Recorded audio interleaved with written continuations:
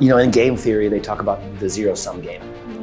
And the idea of that is, if I win, then you lose, and if you win, then I lose. But there's ways that if we both play, we both win more than if we won individually. And that's the goal, and that is the purpose of creating a marketplace. Changing culture is one of the most difficult things in the world. Cost of change is very, very high. So again, barriers to entry are high.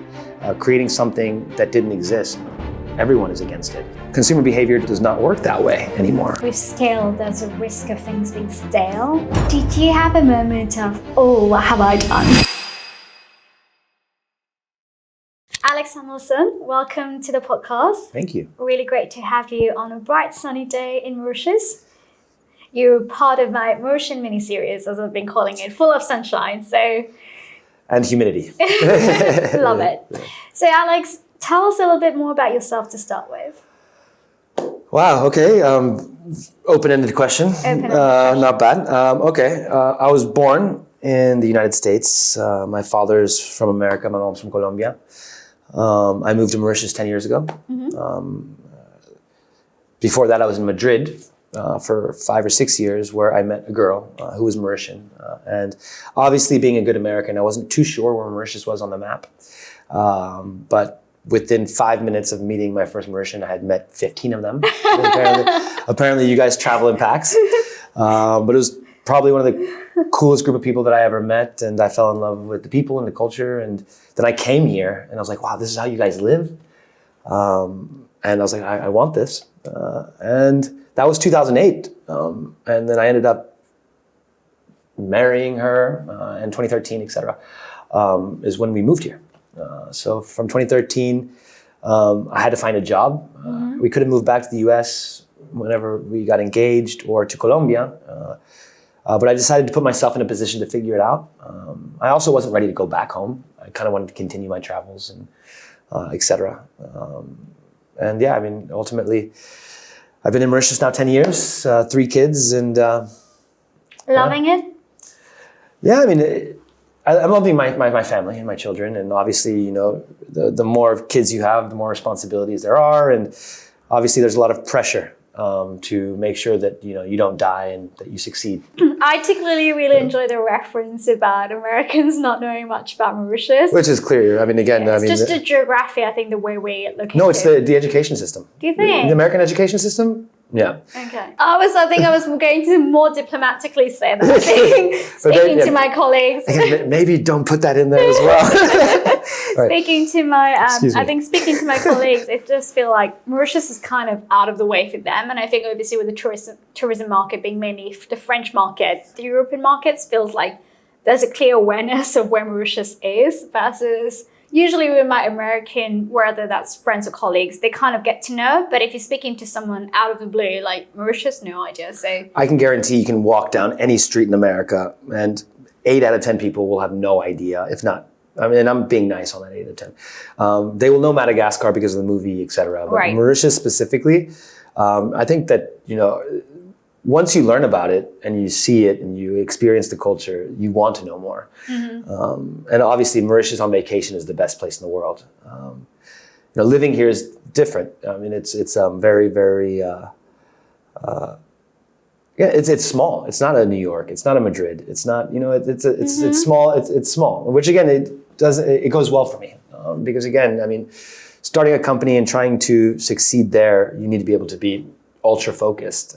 And obviously you have your priorities, which are your family and your kids, but then it becomes, work home, which is an important, routine. Routine is obviously incredibly important. And obviously being in a big city, there's a lot more distractions potentially. So it allows me to focus. Although, Mauritius, there is one very important thing here is that it never gets cold.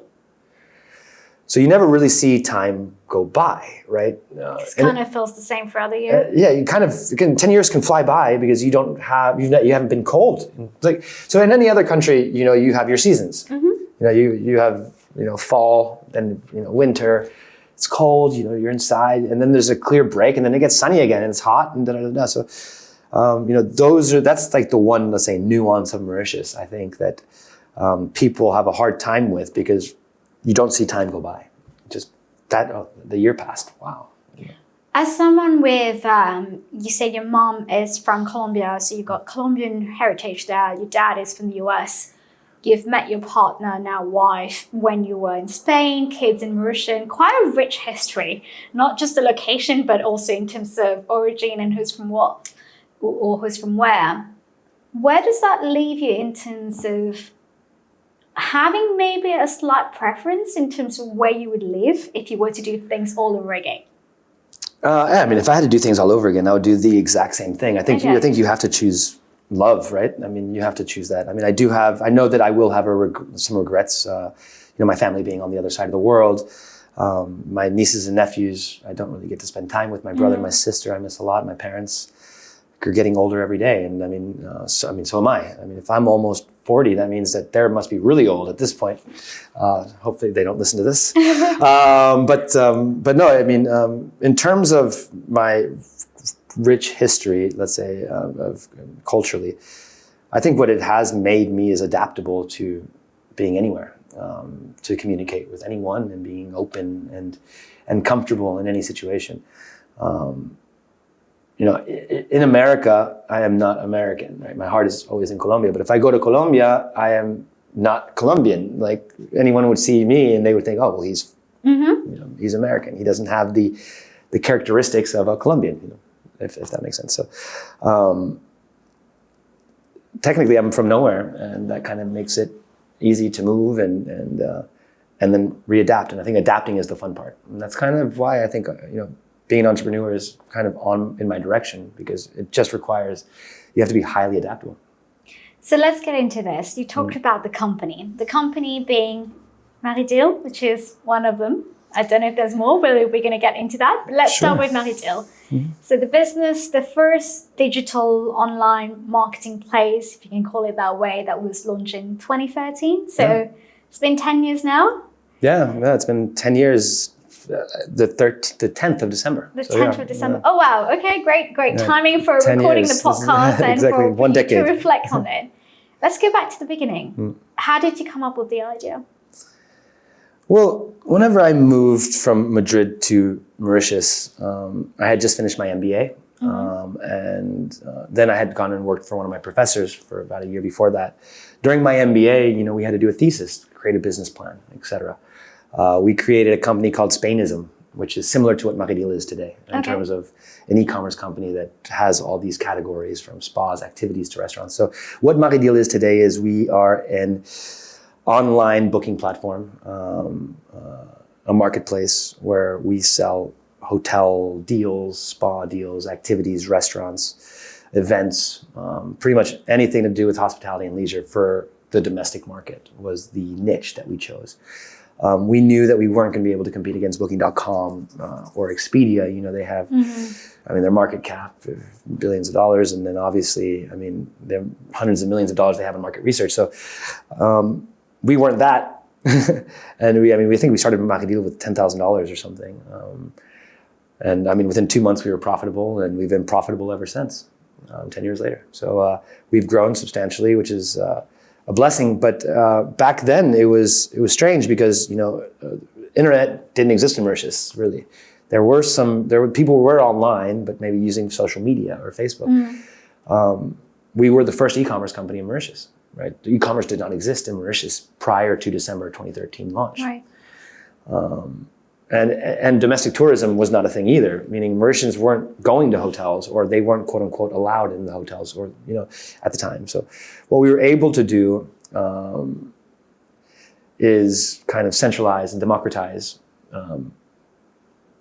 all the offerings that Mauritius has, from hotels to day packages to spas, and really provide the population the ability to choose. And to explore their country's affordability, because again, most of the country had been taken away in a way from the construction of these hotels. There's over 120 different hotels in a little island that's 2 hours from north to south. So there's a lot of hotels here. So again, back in the day, if you wanted to go to a hotel, you would have to contact every hotel individually. To find out the Mauritian rate. And I think that's what's special about Mauritius, is that the local population gets a special rate compared to the international customer. So again, before you had to contact every hotel individually to find out what the rate was. But today, you go on MariDeal within a few clicks. Again, we're not reinventing the wheel. Coming to Mauritius or to a country in 2013 that e-commerce didn't exist, it seemed crazy to me coming from, let's say, America and then Spain, where e-commerce is so prevalent. It's almost like, the best example is, I don't know if you remember Back to the Future 2, if you've ever seen that, with the almanac. Yeah. It's like seeing the future. Analogy. Yeah, it's basically, e-commerce will become a thing. Who knew? And so it's like, well, it's everywhere else. Why won't it be here? So again, the first iteration of what MariDeal was terrible.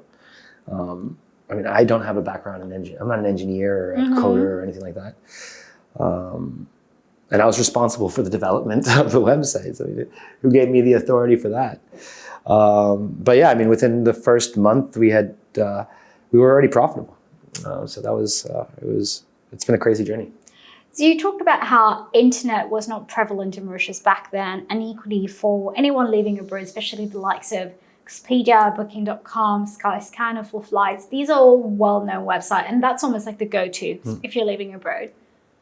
When you started working on MariDeal, did you come across any roadblocks? Because for me especially, and it's interesting that you mentioned the tech part of it. It almost reminds me of Richard Feynman, who said, if you don't understand anything and you can't explain it in the most simplest way, it's almost like you haven't understood the concept at all.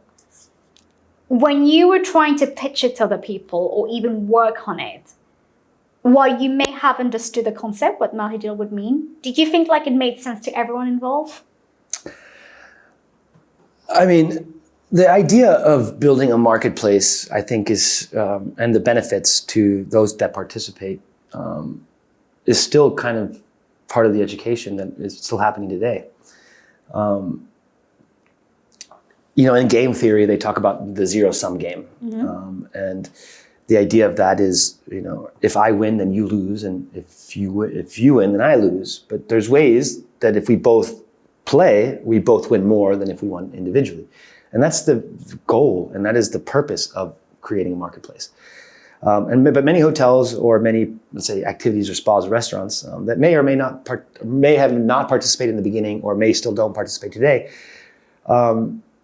they fall within the zero-sum curse, and they still believe strongly that they have to do it themselves. And ultimately, the idea there is if we work together and we are able to, again. Changing culture is one of the most difficult things in the world. Cost of change is very, very high. So again, barriers to entry are high.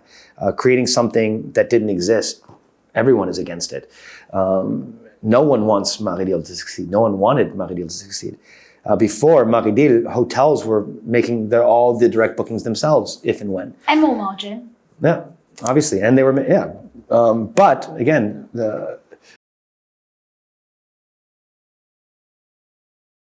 consumers will not go to 30 different websites to compare pricing from 30 different hotels. They want to go to the marketplace in which they trust.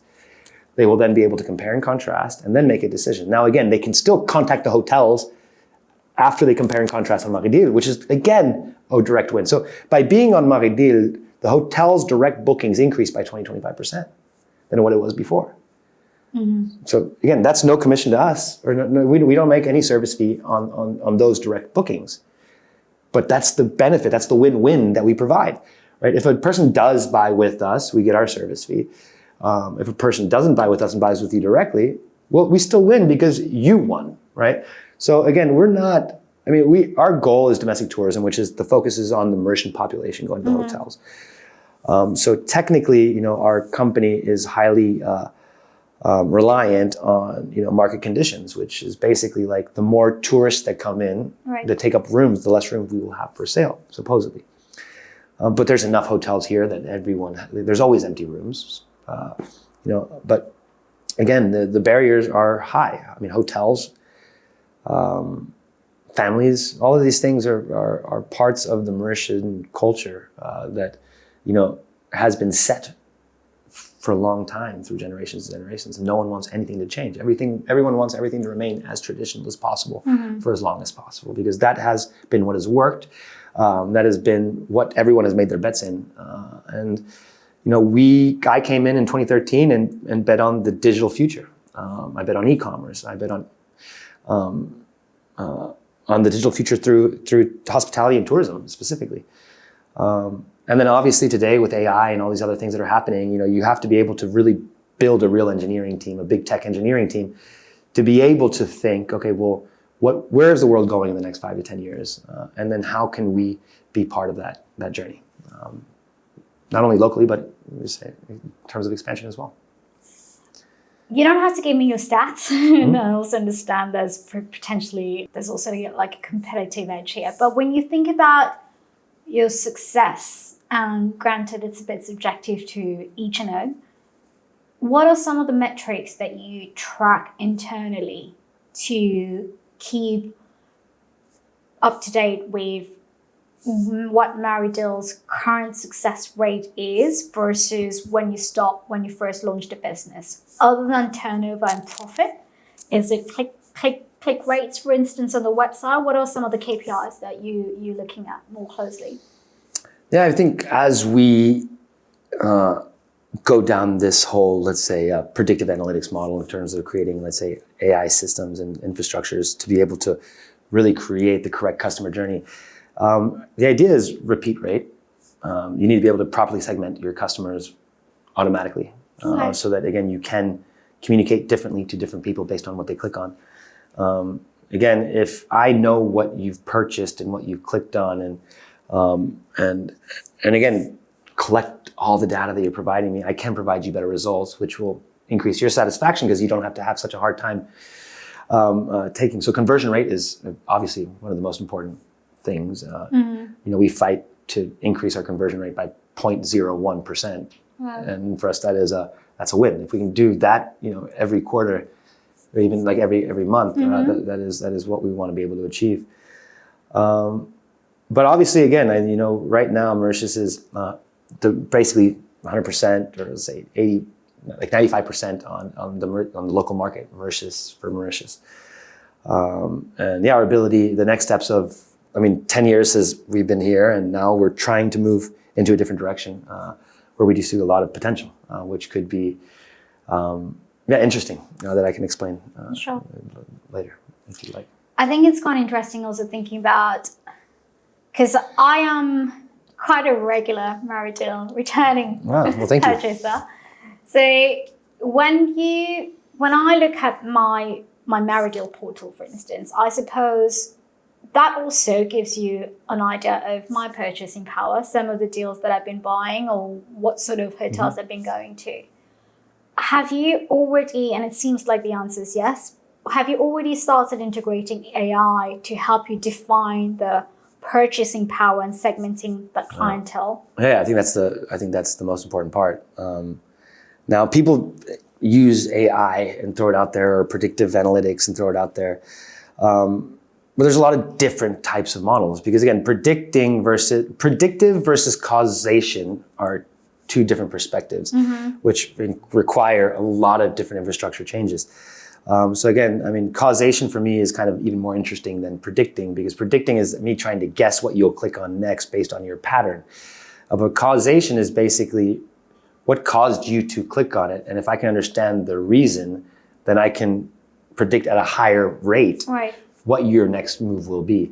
So there's differences in terms of, and it's not easy. It's not easy to build these models because again, there's so much data, and ultimately you want to be able to collect enough data, but again, it needs to be filtered correctly. It needs to be brought to the same place that it's readable, and that we are able to create these profiles on an individual basis per customer.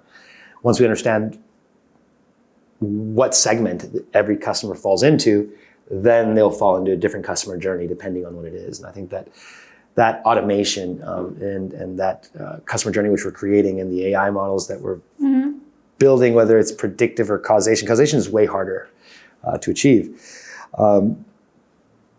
Again, I think that we will be able to build and become that marketplace, which again, our goal is to become the marketplace for Africa and the Indian Ocean. So right now we have achieved Mauritius, we've succeeded here, and our next step is Reunion and Africa, whether it's Kenya or Cape Town, etc. Do you think you're still going to keep the name? Yeah. Or have like a sister now keeping the name? Yeah, I mean, I don't know. It's for me, yes. However, again, I get the concepts. Now we have a lot of different potential options moving into Africa, and again, MariDeal does not mean the same in different countries as it does in Mauritius. Now, Mari in Mauritius is like, I mean, people say it's Maribon, right? Everything has got a Mari in it, which is hence the question: would you be keeping the name as you? And I think it's important to keep, because again, our focus is Mauritius, right? So, for a Mauritian company, and we have a Mauritian name, and we're able to get that name out there and get it understood and known by outside of Mauritius. I think it's even a bit better story. Again, Mari does not mean anything outside of Mauritius. But what does Verbo mean? What is, like VRBO? What does VRBO mean? What do again, half of these website names mean absolutely nothing. And again, it's just... But it has a story, which is amazing. Yeah, it does. How else are you involved in MariDeal in the day-to-day? Does it take a lot of your time, or do you feel like you've now reached a place where you have people and processes in place that you can just delegate? Yeah, no, I mean, I need to be better at the whole delegation thing. That's for sure. But no, I mean, I'm very hands-on. I'm a very big proponent on leading by example. I want to be the first there and the last to leave. I think that's always important. And obviously, again, I want to help. So I'm very, very open to questions and feedback. But building a team to scale is what is required. And that is the journey that we're on right now. So we are in the middle of a cap raise, fundraising. And these funds are going to be used for internationalization prospects, et cetera. But yeah, the team is essential. And I need to be, again, and we're starting to build the building blocks. So I mean, today, I have my CTO, who is the person that delivered BlackRock, and ex-Morgan Stanley delivered their trading platforms. Our second engineers are ex-Bloomberg and ex-Microsoft guys. And they don't have to be here, but they are full-time with us. So they're basically all over the world, Romania, et cetera. Again, today we have a very strong engineering team. So as a tech company trying to build, a marketplace, and then potentially, our main goal basically is we're building a marketplace to become the booking engine for Africa and the Indian Ocean. However, the engineering part of this becomes a cost center. And it becomes very expensive to have all these engineers, a team of 8 right now, and we need maybe 3 or 4 more key people to build this marketplace that will allow us to be fully flexible and adaptable regardless of country of origin of the customer or rates of the hotels, whether it's the rack rate, TO rate, whether it's the domestic rate, et cetera. There's so many different rates that, again, we need to be able to allow people to put this online. So we're building all these, hotel booking platform, day package booking platform, spa reservation and booking platform, restaurant booking platform and reservation platform, et cetera. Once we built all these things, it costs money. Now the question becomes, is we can only monetize that if we make sales. But again, we look up to companies, like Amazon, and we get inspired by what they were able to do with, their marketplace, which we know. And whenever they wanted to take over the world, well, they had to start building servers around the world so that their website was moving as fast as possible. And what they found was that many small and medium-sized businesses also needed that service, and they created AWS. And now AWS accounts for maybe 75% of the profit that Amazon earns is all through AWS. So they were able to leverage what they built for their own marketplace as services for other companies. And that's kind of what we see an opportunity in for us as well, where we are building all this stuff for ourselves, but we will also be able to leverage this cost center into a profit center by trying to license, whether it's the hotel booking platform or the to license or white label or whatever, to other companies. So again, locally and around the Indian Ocean in Africa, I mean, if you go to any travel agency website or tour operator or whatever, I mean, all this technology is just so bad. And again, I think that we see a very, very large opportunity to provide the platform as a service to these, let's say, other companies that are falling behind what is occurring in terms of the digital trend. So again, they need to start acting soon, or they will become obsolete. Right? A lot of these don't have a digital presence or an online presence or a website or a functional one. So that's the challenge of building a website. I think Brian Chesky said no one understood how hard it was to build a website, or I did not understand how hard it was to build a website. And I think that is very important, because many people that go down this website route, it's easy to spend bad money. So for example, let's imagine that you pay, I don't know, let's say $20,000 for your team, right, for your engineers. And you need to build a feature for your website. You want to do like a buy for a friend feature. Okay. And it might take you 30 days or let's say 1 month to build. So technically it could cost you $20,000 to build this one feature. But if you spend the next 3 months fixing what that feature broke whenever you go live, then that feature didn't cost you 20. The feature ended up costing you $80,000, which is, again, it's so easy to get stuck in the trap of trusting someone who says that they know what they're doing in terms of building a website. So you give them your faith, you give them your trust, you give them your money. And what ends up happening is you end up spending a lot of money and then you can't continue because you've spent it all. So I think that's the challenge that many, many companies face, is that, number one, anyone in the world will say they can build you a website, but they don't have any track record of building a website that has succeeded. Right. But again, people still buy it because it's cheaper, right? So our goal is to be able to provide something similar to, let's say, a Shopify type thing, but for bookings in a way. So we're about a year away, or like 8 months away from our first, being able to be fully flexible in terms of licensing and all this other stuff to different companies. I like the point that you brought up about technology risking being obsolete, because I do feel, and with the website, say MariDeal as an example, it's working, you've got the process in place, the concept people get it now. You could have gone down a path of not needing to change the website or not looking into the tech parts of it because it's working.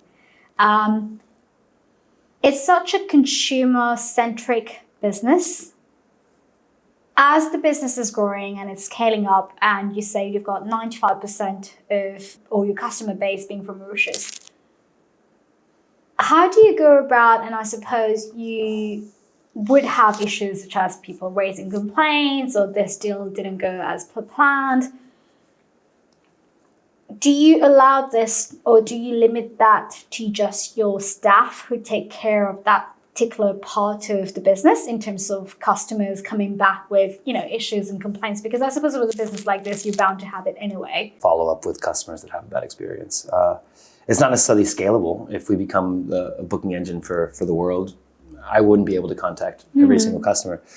But I try as much as I can. I think,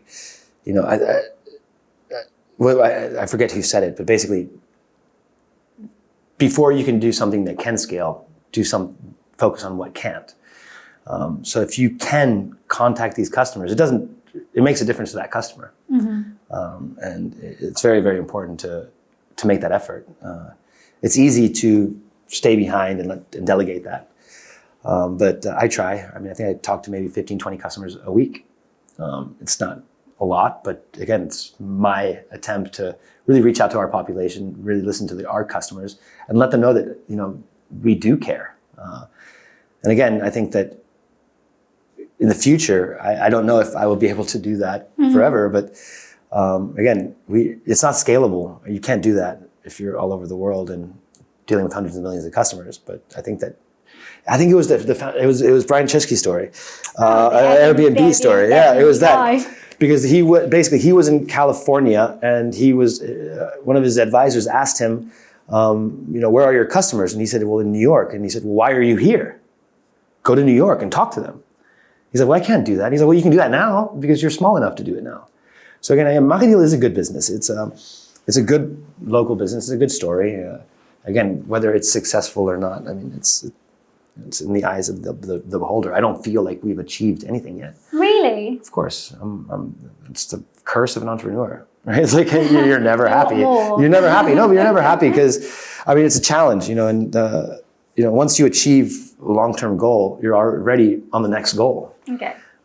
That's good. And you don't really have an opportunity to think and see and like reflect. Everything's just happening so fast that you have to continue moving. You have to adapt, and that's the curse, I guess. Cheeky question. When you said, that's because I'm just curious about it, but when you said you talk to, say, 15, 20 customers per week, how do you filter them? Who do you speak to? I talk to the customers that are angry. But is there a scale? Like yeah. The most. Oh, but I love those. I'm fishing here, but like the unhappiest or the one who really left the worst rating. Yeah, but that's of course. I mean, or that person that went. It's been painful. Yeah, I mean, it's but again, like it's an art to speak with angry customers, and I enjoy it, to be honest. There's nothing better to get someone to change from screaming to laughing. And that's my only goal. If I can get this person to laugh on the phone, then I've won this conversation. And that's the game I play. So again, someone screaming at me for anything, and they could be very well, they have all the right to do it. Mm-hmm. And then I praise them for not being angry. I mean, thank you for not being angry, because if it were me, I would be screaming 10 times more than you are. And then automatically that calms that customer down. By thanking them for not being more angry, even though they're screaming profusely and all the bad words that you could possibly think of, they're screaming them at the words. So they're pissed. They're literally screaming at you. But then you thank them for not being angry. And then they're like, wait, but I am angry. Wait, am I? And then everything changes. Interesting. And it's a fun conversation. I enjoy it. So any tough conversations that need to be had. You're up for it. Of course. But obviously, you have to have a lot of them to be able to enjoy it as much as, maybe it's a little bit dark to say you enjoy those tough conversations, but. Have you mastered that skill then, would you say? Yeah, I mean, it's the adaptability, and that kind of is ingrained in me in a way, right? Like, you just have to take a step back, listen to their problem, and then try to adapt whatever you're going to say next to try to get a laugh. And then that's, it's one approach. As someone who's dealing with angry customers. Not very many, come on. Not very many. Yeah. But as someone who's dealt or who's mastered the art of dealing with a very few angry customers, and you reflect on your own experience as a customer, what's been some of the best experiences that sort of stayed at the back of your brain, and you go, this has been a good customer experience. I think we should be replicating that. Has there been any in general? Like in my life? Mm-hmm. Sure. I mean, in Mauritius, it's tough because customer service was never something that people focused on, which, again, coming from America, that is something that is very prevalent. Customer service is everything. So again, for me, coming here in 2013, my main interest was customer service. And it's something that we train and teach every single day. But yeah, I mean, if I ever had a bad experience in a store, and the store gave me something, I would come back to that store. One of my favorite stores in the world that doesn't exist here. I mean, they're not paying for advertising space, but yeah, I like it. But I mean, Best Buy is like, I mean, back in the day, whenever I was growing up in America, they have all the electronics and portable DVD players. Like, no one needs that now. You have your phones. But back in the day, it was like the best store in the world. And they had the Geek Squad. And the Geek Squad basically is a place where you could take your broken stuff or the stuff that doesn't work, and they would help you fix it. And I thought that service was just extraordinary. They didn't have to be their product. You could go and help, and they would fix anything. The other thing that I loved about it is that, for example, I could have a problem with a malfunction with a thing, and they would give me a $20 gift card. Now, the amount of money I spent at Best Buy is absurd, way above $20. And I think that the ability to give something to a customer that has been affected in any way, shape, or form is something that is required. And I think that let's say, gesture of good faith goes a long way, even if it's, you can never guarantee that customer will come back or that customer will use this gift card. But if any customer is ever affected, like these lessons are learned, you have to give something back. The other challenge is that customers today also realize that the more you scream, the more you get, which is another very interesting balance. Yeah, I mean, again, you always have to try to do right. And I think that having strong values helps because it makes making decisions easy, right? And they're like, well, what should we do? Well, what's the right thing? No. And so right is always kind of depending on the person, right, and perspectives. So what I believe the right thing is versus what you believe the right thing is could be different, which is fair. But again, we've gotten this far by following, this value system and moral system where treat people well, try to get them to be happy, try to be memorable but not too memorable. Have you watched the movie Wonder? It's a Wonder. It's a really good movie. Probably one for the kids as well. Okay. It's about a little boy who has some surgery to his face at birth. But then there's a really beautiful saying in that movie, and it goes. It's actually said by one of the little boy's classmates, and it goes, "If you have the choice between being right and between kind, choose kind." Yeah. And I do wonder, like, as someone in the business, do you have to strike a balance? Well, I think that you learn that with happy wife, happy life. But yeah, I mean, nice one. Right? It's the same thing. You can be right, but that's not going to be a happy wife after that. So yeah, I mean, I think that you have a lot of training in terms of many things by being committed in a relationship and having kids and all this other stuff. I mean, you have obligations and things like that. That it's easy to think bottom line, right? Like. We have a big dilemma, and maybe I'll ask you a question. Go on. Right? So this is a big dilemma that we're having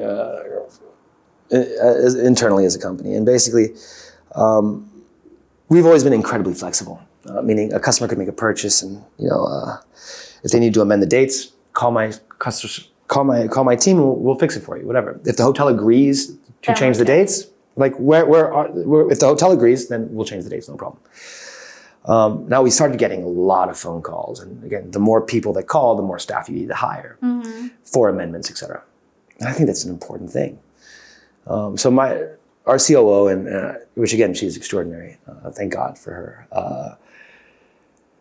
We decided that basically we needed to start charging customers for an amendment because again, there are deals that they're getting. So again, they should be locked in somehow, right? But again, like we're basically, a customer's asking us now, can you help me? And we're like, yeah, if you pay me. Like, is that really what we're trying to portray ourselves as? And, I get the business perspective, but it's the human perspective that drives me. Especially if there's a genuine reason.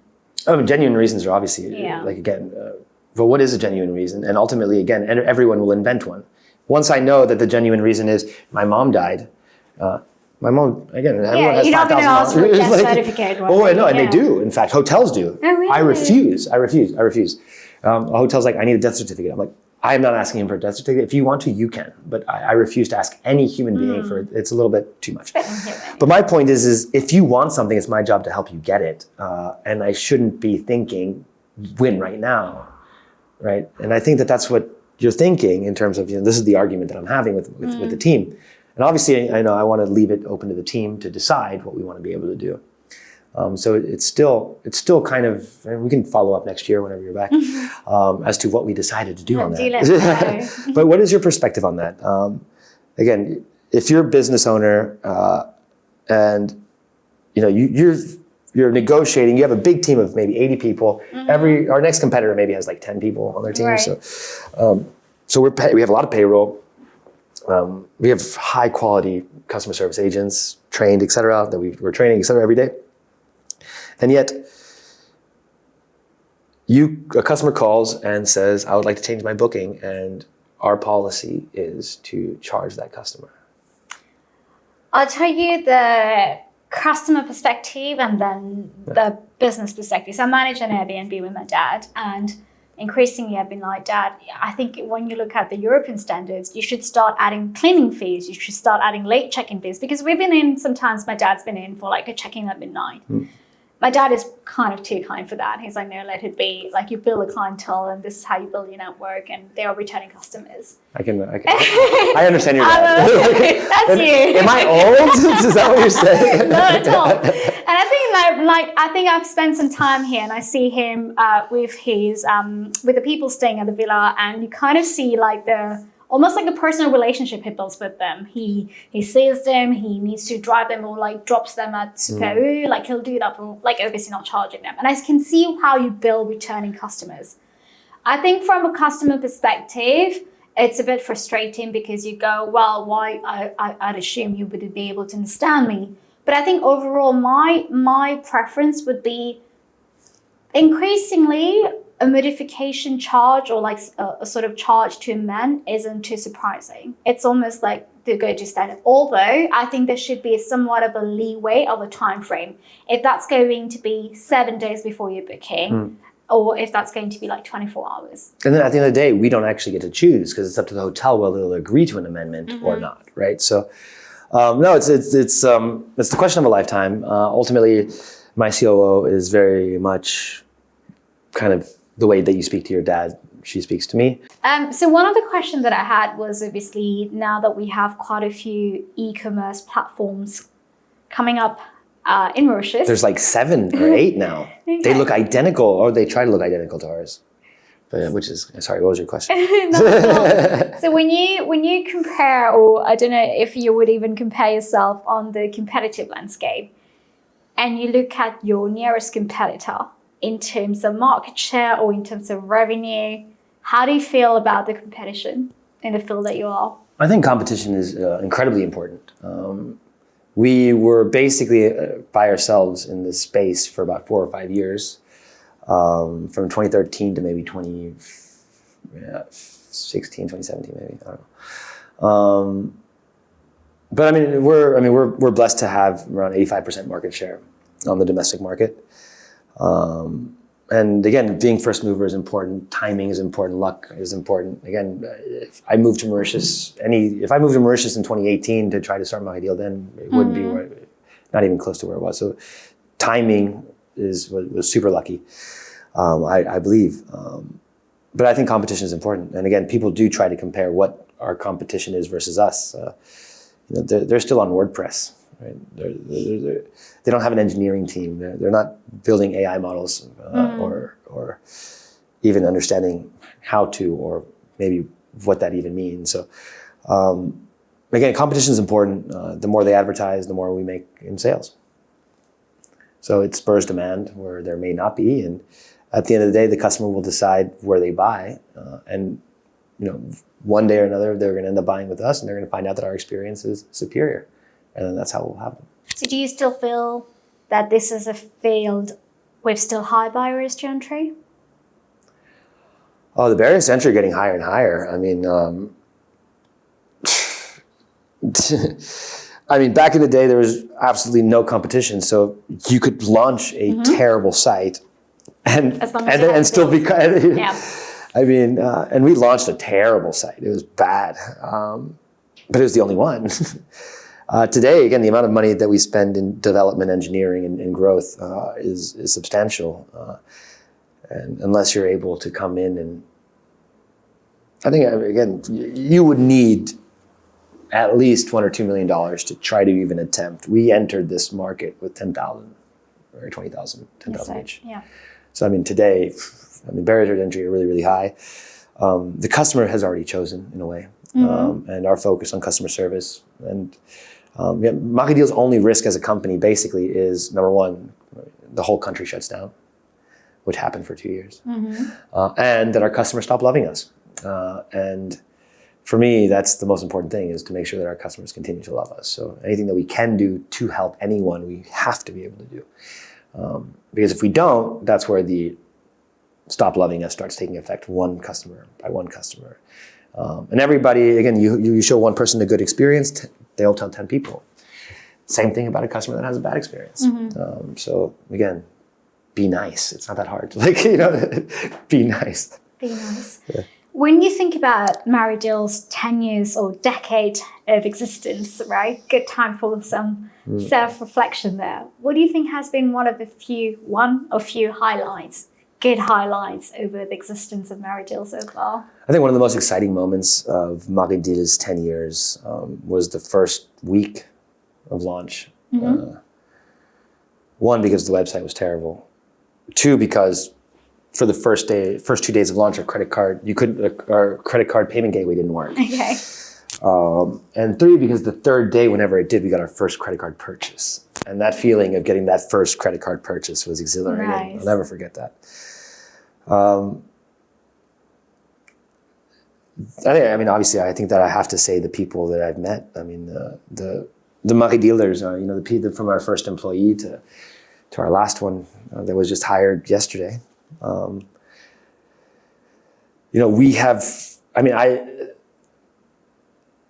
As a company, we focus on education and growth, a lot of individuals. And again, if I can be responsible for you making yourself better and then giving yourself even more money and a new job in the next step, I'm very, very grateful for that. So again, whether people have worked with me and then started their own businesses, or people have worked with me and then found a job that paid them 3 times their current salary that I can now not afford them, I think those are extraordinary things. So again, the amount of people that we've been able to give, let's say, help them grow while they've helped us grow. Again, it's been a beautiful thing watching us touch so many people's lives. I love that. Yeah. And do you sense any nearing end to the post-pandemic revenge spending that we've seen? Yeah. This year was a crazy year for inbound tourism, for the world. I mean, again, anywhere that I went, whether it was Paris or Dubai, every hotel was exploded. Yeah. But I do believe that right now, I think we're starting to see a deceleration of that. But I think next year is still going to be tough. I think next year is still going to see a lot of maybe 80% or 70% of what this year was, which is a little bit less, but still kind of booming.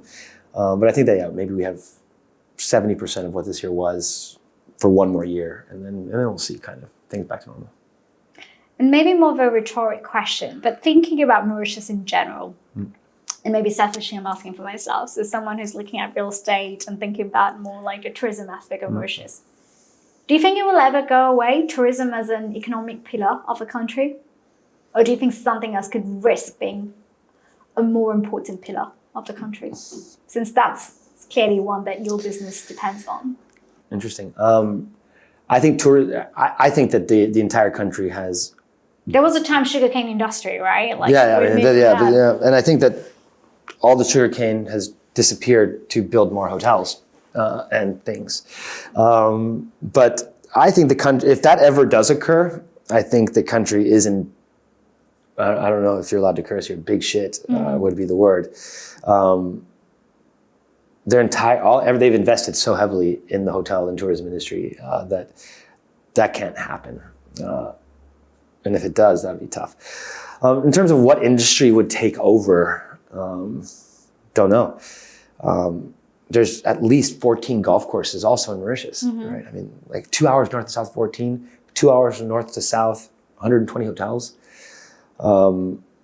Everything is based on hospitality, like leisure and tourism in Mauritius, and that is what they're betting on. Now, Grand Bay, could have a facelift. It could be renovated just like some of these hotels. I think that if I was a tourist coming to Mauritius without knowing the people that I know in terms of Mauritians, I think I would be bored or have a tough time. Being stuck in a hotel is not necessarily my thing. I think coming to Mauritius, but being able to be with locals on the boats and going to Quadmir and going to Ile Plate, I think that's where the real fun is. Right. That's the beauty of Mauritius, is experiencing that. More than just. I cannot imagine coming to Mauritius as a tourist and not knowing a Mauritian, right? Like that. That would be a tough trip for me, I think. But the beauty is that, I think Mauritius, in terms of what they have done in terms of hospitality and tourism, has done a great job. And I think that their issue right now is staffing. again, like a lot of people are leaving Mauritius. A lot of people are going to cruise lines. A lot of people are going to Dubai and Canada, apparently. And so, I mean, it's pretty interesting. Alex, if you had to give the 18-year-old self, Alex, any piece of advice, what would it be? Don't get married. No. Well, apparently marriage equals children. I didn't know that. No, what would I tell myself? Everything will work out. I don't know. I think that's the big one. I think that maybe this is just, I think Elon Musk said it, like being an entrepreneur is like eating broken glass and staring into an abyss. So it's like painful and lonely. Yeah. Because no one really understands, the pain and the loneliness that comes from trying to continue to build something, trying to survive whenever it doesn't look like it, and then seeing that you were able to not only survive, but circumvent. I mean, COVID was terrifying. I had just sold the company, and then 3 months later, I just bought my partner out, and then 3 months later, the world's going to end. Everyone's going to die. So the amount of anxiety, I mean, I'm very anxious in general. And if I could just not be so afraid of what's going to happen tomorrow or the next day, and just knowing that everything's going to be all right, I think I would have a much more calm life. Well, I don't know if that's what you're looking for, but I can only wish that for you. So thank you. Hopefully you feel a bit Everything's going to be okay. Last one, because I spotted in that question. You say you bought your partner out leading into COVID. Yeah. It was amazing the timing that was like, in the midst of COVID? No, so it was December 2019. We went into lockdown, March 2020. Yeah, exactly. So December we signed the papers. Did you have a moment of, what have I done? Of course. I turned down a lot of money, right? Because this was my thing and I wasn't going to let it go. And obviously, again, I mean, you need to be able to have that 24, 48 hours of feeling sorry for yourself. I think that's an okay feeling. Any bad thing that can occur, I allow myself up to 2 days to feel bad for myself. And that third day, get up and then find solutions.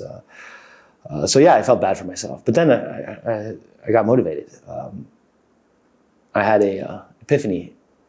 And I decided that I was going to make the company way more valuable than it sold for. And then I got to work. So,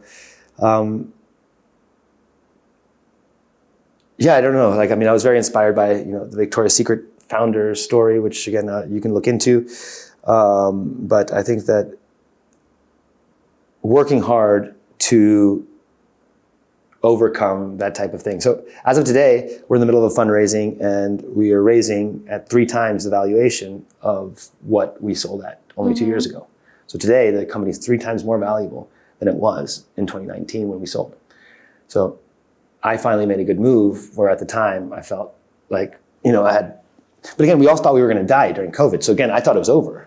It's like, oh, well, that money's gone and we're going to die. Like, this sucks. Like, Doesn't matter about the money. You might not even be here for that. Yeah, like, this sucks. But then we learned slowly but surely that, it's not that bad and there are vaccines, blah, blah. So yeah, I mean, again, it was a crazy moment. But 3 years later, I'm grateful for the courage that, I had and my team had to not only see the opportunity at hand, but overcome it. I mean, during COVID, during COVID, our main question to ourselves, because our job is to ask ourselves impossible questions, is how do you double the value of a company without making any sales? And that's whenever we started going down. The answer for that was data. So then we started going down. How do we start creating consumer profiles? How do we create these AI models? How do we start doing this? How do we actually access the data? But that was surely more costly. Which is interesting because at a time when you wouldn't be making any revenue, don't tell my investors. You would rather go down the path of cutting down costs. But interesting that you had the gut feeling of actually let's invest more. Oh yeah, no, I mean, I was definitely told not to spend any more money and to reduce costs by maybe 40%. I increased our engineering costs by up to maybe $15,000 a month. Without knowing that we were going to survive or when the country was going to reopen for us to make more money again. My logic was, while everyone is sleeping or stopping, like if you think about the track, like if you think about, I don't know, it's like, I think they call it the track, right? Where, you run around and you do laps around the track. Mm-hmm. Well, if we are able to do 15 laps around the track before anyone wakes up, by the time they wake up, we're way ahead. So that was our opportunity to hit the gas while everyone else was hitting the brakes. Whenever they woke up, we had launched our challenges, which is the gamifications part.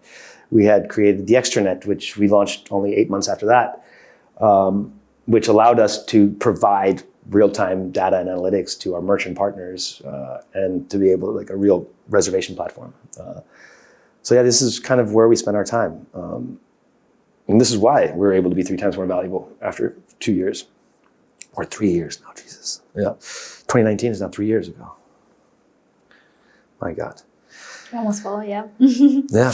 That's why we were able to be where we are today, because we had the courage to do something that is very counterintuitive. I love that. I love that perspective of almost like going against the tide because you trusted your gut feeling there. Well, if we're going to die anyway, might as well go down. Might as well go down a blazing. Alex, amazing talking to you today. I know you said earlier you hate interviews, but I'm so grateful for you being here, and I've loved chatting to you, getting to know the in and outs of the MariDeal story, and congratulations on your 10 years. And thank you. Only wish you the very best, and I look forward to MariDeal's expansion past Mauritius in the years to come. Yeah, looking forward to it as well. But thank you for having me on, and congrats on what you're doing here. It's pretty cool. Thank you, and I hope you've enjoyed the chat as much as I did. I did. Thank you so much.